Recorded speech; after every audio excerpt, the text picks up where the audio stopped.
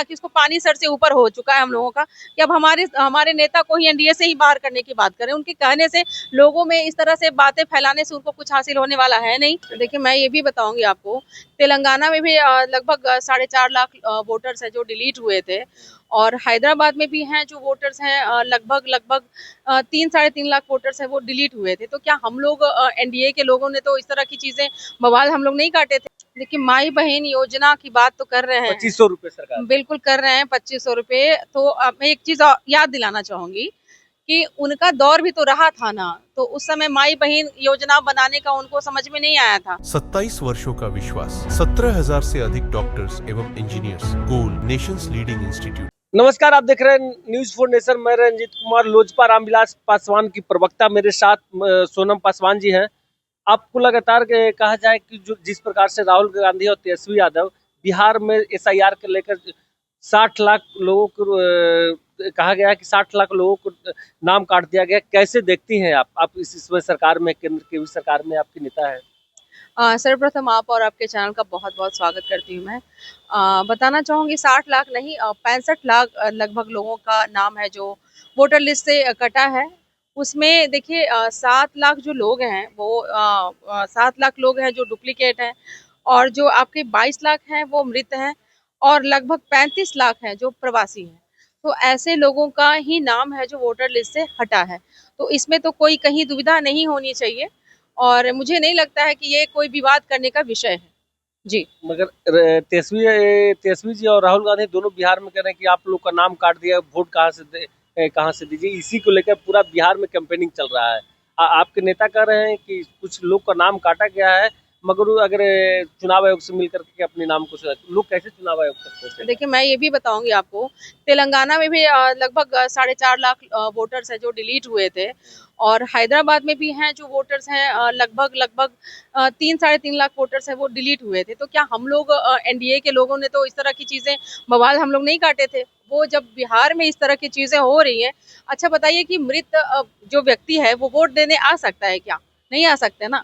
तो मृतक के नाम पर जो वोटर थे अभी तक, उनका नाम हटा है, तो इसमें बवाल करने की क्या ही आवश्यकता है? और जो प्रवासी हैं, जो बाहरी लोग हैं, जिनका मतलब यहाँ के वोटर्स होने का भी फायदा उनको मिल रहा था, एंड वो बाहर से थे तो वहां से भी उनको बेनिफिट मिल रहा था। तो ये चीजें कहाँ से जायज है? और ये देखिए, एक संगठन अलग संगठन है, चुनाव आयोग का निर्णय है, उसमें एनडीए तो कहीं से आती ही नहीं है। जो एनडीए पे ये लोग बार बार चीजों को बोल रहे हैं कि एनडीए वालों ने ऐसा किया, एनडीए वालों ने वैसा किया, तो ये तो सवाल ही नहीं उठता है।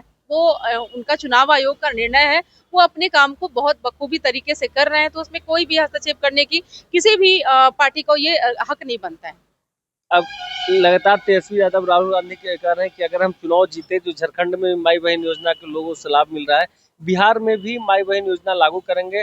जहां एक तरफ आपके नेता चिराग पासवान जी कहते हैं कि बिहारी फर्स्ट, बिहारी फर्स्ट का नारा, ये दोनों और लगातार कहते हैं माई बहन योजना। आप एक महिला है, माई बहन योजना से क्या कितने लोगों को लाभ मिलेगा? देखिए, माई बहन योजना की बात तो कर रहे हैं, 2500 रुपए सरकार बिल्कुल कर रहे हैं 2500 रुपए। तो मैं एक चीज याद दिलाना चाहूंगी कि उनका दौर भी तो रहा था ना, तो उस समय माई बहन योजना बनाने का उनको समझ में नहीं आया था। अच्छा चलिए ठीक है, मान लेते हैं कि वो माई बहन योजना का मतलब जो बनाए हैं वो योजना का लाभ देना चाहते हैं, तो इतना फंड उनके पास है, मतलब वो कहाँ से अपने घर से लगा करके देंगे?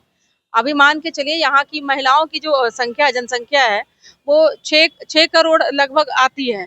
तो 6 करोड़ में अगर बच्चियों को छोड़ दिया जाए, मतलब मेच्योर महिलाओं की बात की जाए, तो लगभग 5-5.5 करोड़ महिलाएं आती हैं। तो हर घर में अगर 2500 रुपये वो देने लगे, तो वो इतना बिहार का तो बजट ही नहीं है कि वो अपने मतलब महिलाओं को सीधा बरगलाने की बात की जा रही है। और ऐसी कोई भी योजना वो लोग ना कभी लाए थे, ना कभी ला सकते हैं। ये आप लोग का गठबंधन मजबूत है, इंटैक्ट है? देखिए, हम लोग एनडीए के साथ पूरी तरह से मजबूती के साथ खड़े हैं, और ये जो योजना की बात आप बता रहे हैं ना, वो योजना कभी भी सार्थक नहीं हो सकता है। वो बिहार की महिलाओं को इतने टाइम तक बरगलाए हैं। हम बिहार की महिलाएं सक्षम है हर क्षेत्र में। देखिए, बिहार की सरकार अभी इतनी महिलाओं को कैपेबल बना चुकी है हर क्षेत्र में कि महिलाएं अपना अर्जन खुद से कर रही हैं। देखिए, शिक्षित होकर के वो यहाँ महिला पुलिस, अभी ट्रैफिक में भी आपको देखने को मिलती होगी, महिला कांस्टेबल हैं। महिलाएं हर क्षेत्र में अपना नाम बना रही हैं, चाहे हॉस्पिटल में जाइए, चाहे टीचर्स को देखिए। बिहार में बहुत सारी महिलाएं जो संबल हैं। क्या इस बार महिलाओं का वोट नीतीश कुमार के साथ, एनडीए के साथ रहेगा? डेफिनेटली रहेगा। बिहार की महिलाएं ही बिहार को एक नया मुकाम पर लेकर जा रही हैं और जिस प्रकार से सरकार ने भी हमारे प्रधानमंत्री नरेंद्र मोदी जी ने भी महिलाओं के लिए इतनी सारी जो योजनाएं बनाए उनका लाभ लेकर के बिहार की महिलाएं संबल हो रही हैं और हमारे जो राज्य सरकार है वो भी बहुत ज्यादा सहयोग कर रही है। माननीय मुख्यमंत्री निरंतर महिलाओं को आरक्षण दे देकर के देखिए महिलाएं कितनी संबल हो रही है। आपके सामने अपने समक्ष है आपके। क्या चिराग पासवान बिहार का 2025 का सीएम हो सकते हैं या नहीं? देखिए हमारे राष्ट्रीय अध्यक्ष जी ने सीधे साफ तौर पे कहा है कि इस बार जो हमारा मुख्यमंत्री चेहरा है वो माननीय मुख्यमंत्री नीतीश कुमार जी ही हैं। और देखिए चूंकि मैं एक पार्टी से तो जुड़ी हुई हूँ और मैं भी एक बिहार की आम नागरिक हूँ तो मेरी भी ख्वाहिश है कि हमारे नेता माननीय राष्ट्रीय अध्यक्ष श्री चिराग पासवान जी में कोई ऐसी मतलब मैं जहां भी जाती हूँ हर लोग कहते हैं कि इस बार सीएम चेहरा जो है माननीय राष्ट्रीय अध्यक्ष श्री चिराग पासवान जी ही बने। लेकिन चूंकि हम लोग गठबंधन में हैं और गठबंधन धर्म का हम लोग पालन करेंगे और हमारे चेहरा जो मुख्यमंत्री चेहरा है वो माननीय मुख्यमंत्री नीतीश कुमार जी ही हैं। चिराग पासवान के बारे में लगातार आरोप लगता रहा है कि नीतीश कुमार के विपक्ष में जाएंगे। इस बार भी कुछ दिन पहले हल्ला उड़ा था कि चिराग पासवान एनडीए छोड़ दिए, आप भी सुना होगा। क्या इस बार इंटैक्ट रहेगा गठबंधन या फिर 2020 वाला खेल करेंगे चिराग पासवान?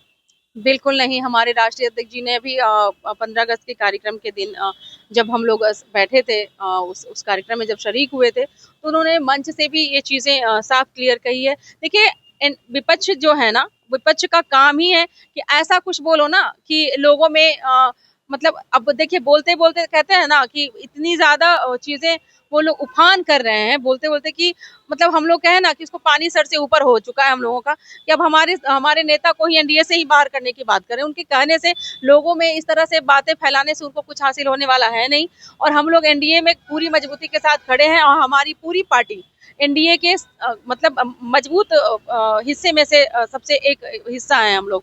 तो हम लोग कभी भी नहीं अलग होंगे और हम लोग साथ में ही विधानसभा चुनाव लड़ने जा रहे हैं। बहुत बहुत शुक्रिया। साफ तौर से इन्होंने कहा कि हमारी जो पार्टी है एनडीए के साथ इंटैक्ट है, मगर सबकी अपनी अपनी लालसा होती है कि हमारे जो राष्ट्रीय अध्यक्ष है एक बार मुख्यमंत्री जरूर बने। मगर बिहारी फर्स्ट को लेकर इन्होंने महिलाओं के लिए नीतीश कुमार जो काम कर रहे हैं ये काफी सारा आप देख रहे थे न्यूज़ फॉर नेशन। तब तक के लिए नमस्कार।